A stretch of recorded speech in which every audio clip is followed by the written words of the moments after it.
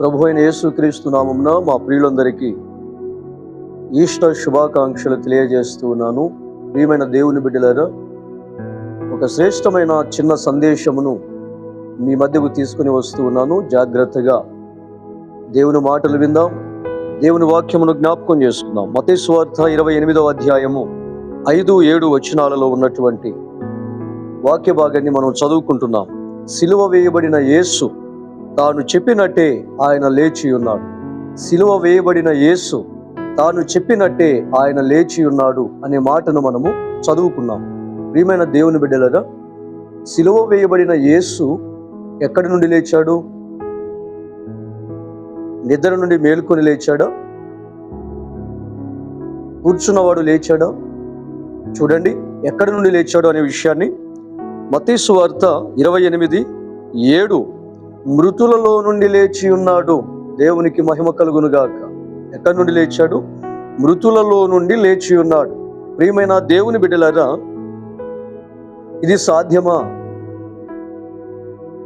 చనిపోయి మరలా తిరిగి లేవడం అనేది సాధ్యమా? దీనిని గూర్చి కొరింథీయులకు రాసిన మొదటి పత్రిక 15వ అధ్యాయము 35వ వచనములో ఈ రీతిగా వ్రాయబడింది. మృతులు ఎలాగూ లేస్తారు? ప్రియమైన దేవుని బిడ్డలారా, సిలువ వేయబడిన యేసు తాను చెప్పినట్లుగానే లేచి ఉన్నాడు. ఎక్కడి నుండి లేచాడు అంటే మృతులలో నుండి లేచాడు అని చెప్పబడింది. మృతులు ఎలాగూ లేస్తారు అని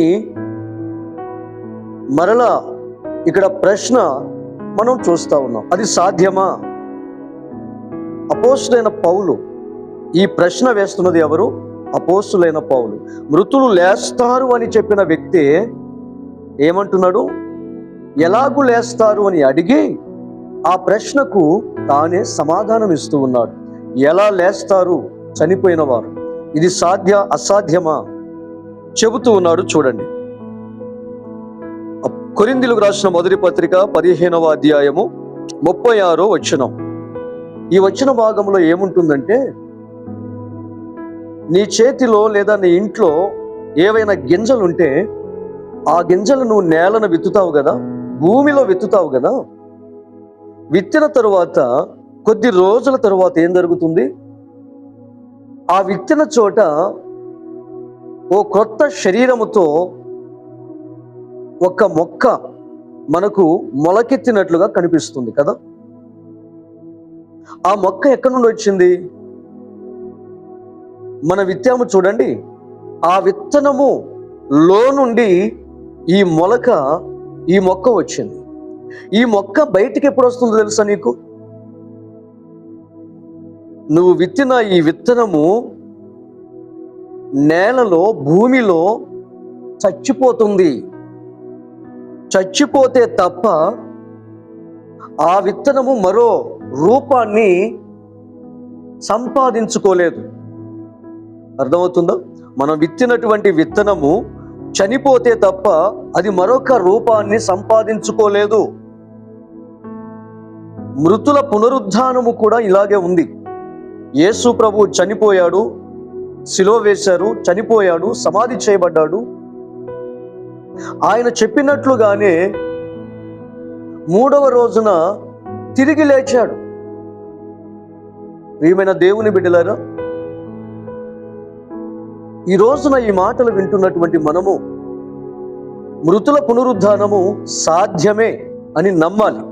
ఎందుకంటే విత్తనము చనిపోయిన తరువాతే మరొక కొత్త రూపాన్ని సంతరించుకొని చక్కటి ఆకారముతో బయటకు వస్తుంది కదా. ప్రభు అయిన యేసు కూడా చనిపోయి మహిమ శరీరమును ధరించుకొని, ఆయన క్రొత్త శరీరాన్ని ధరించుకొని మరలా సజీవుడుగా పునరుద్ధానుడైనట్టుగా మనము చూస్తూ ఉన్నాం. దేవునికి మహిమ కలుగునుగాక. ప్రియమైన దేవుని బిడ్డలైన పౌలు కొరింథీయులకు రాసిన మొదటి పత్రిక 15వ అధ్యాయము 22-23 వచనాలలో ఈ పునరుద్ధానము పొందిన వారిలో ప్రథమ ఫలము, మొట్టమొదటి వారు ఎవరు అంటే ప్రభు అయిన యేసు. ఆ తరువాత ఆయనను నమ్మిన వారు యేసు ప్రభు ఏ అనుభవంలోనికి వెళ్ళారు? చనిపోయి తిరిగి లేవడం. ఈ అనుభవంలోనికి ఆయన నమ్మిన వారందరూ వెళ్తారు. చనిపోతారు, సమాధి చేయబడతారు, ఇంకా రకరకాలుగా మట్టిలో కలిసిపోతారు కదా. అలా కలిసిపోయిన వారు ప్రభు అయిన యేసు మరలా రెండవసారి రాబోతున్నాడు. అలా వస్తున్న సందర్భంలో, అలా వచ్చిన రోజున ప్రభు అయిన యేసునందు విశ్వాసం ఉంచి బ్రతికి ఉన్నవారు కానీ చనిపోయిన వారు కానీ మార్పు చెందుతారు, పునరుద్ధానాన్ని పొందుకుంటారు. ప్రియమైన దేవుని బిడ్డలారా, అందుకే ప్రకటన గ్రంథములో 1వ అధ్యాయం 18వ వచనములో ఈ రీతిగా వ్రాయబడింది, మృతుడనైతిని గాని ఇదిగో యుగ యుగములు సజీవుడనై ఉన్నానని ప్రభు అయిన యేసు చెబుతూ ఉన్నారు. ప్రియమైన దేవుని బిడ్డలారా, ప్రభు అయిన యేసు మృతుడయ్యాడు, తిరిగి లేచాడు.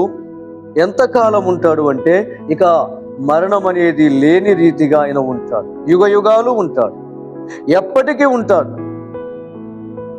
ఈ అనుభవంలోనికి మనం వెళ్ళబోతున్నాం భవిష్యత్తులో.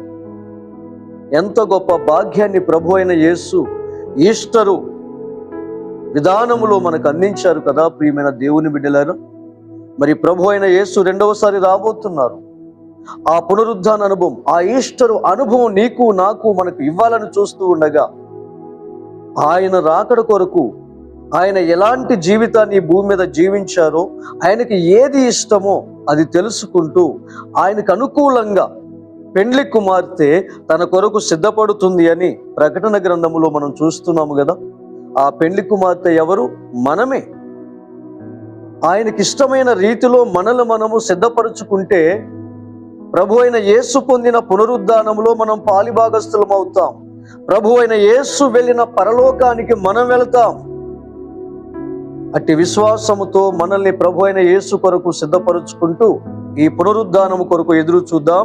అట్టి కృప ప్రభు అయిన యేసు మనందరికీ అనుగ్రహించునుగాక. ఆమేన్.